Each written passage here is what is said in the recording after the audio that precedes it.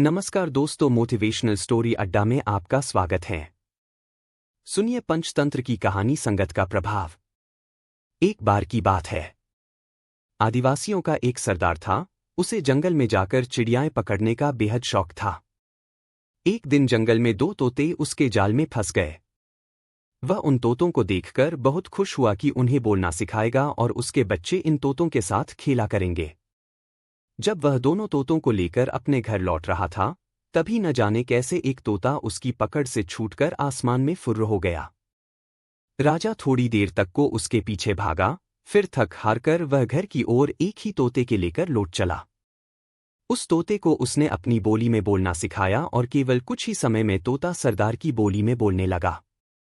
उधर जो तोता सरदार की पकड़ से छूट गया था, एक संत के पास जा पहुंचा।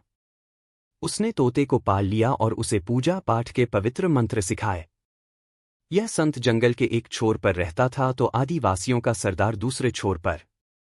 एक दिन नजदीकी राज्य का राजा घोड़े पर सवार होकर जंगल के उस छोर पर जा पहुंचा जहां सरदार का घर था। जब राजा उसके घर के निकट पहुंचा तो बाहर पिंजरे में बैठा तोता बोला, देखो, कोई आया है, इसे पकड़ो और मार डालो। तोते के ऐसे अभद्र शब्द सुनकर राजा ने वहां रुकना मुनासिब न समझा और घोड़े पर सवार होकर उस दूसरे छोर पर जा पहुंचा जहां संत की कुटिया थी। उस कुटिया के बाहर दूसरा तोता भी पिंजरे में बैठा था। उसने जब राजा को आते देखा तो बोला, आइए महानुभाव, आपका स्वागत है। कृपया आसन ग्रहण करें, मैं आपकी क्या सेवा कर सकता हूं। इस प्रकार राजा का सत्कार करने के बाद उसने संत को आदर से पुकारा, गुरुजी, घोड़े पर सवार होकर कोई आगंतुक आया है।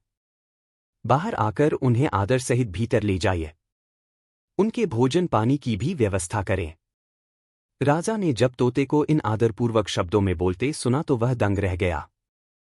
तुरंत उसकी समझ में आ गया कि वातावरण, प्रशिक्षण और संगत का असर कितना गहरा होता है। दोनों तोतों की मिसाल उसके सामने थी। शिक्षा व्यक्ति की असल पहचान उसकी संगत से ही होती है। धन्यवाद।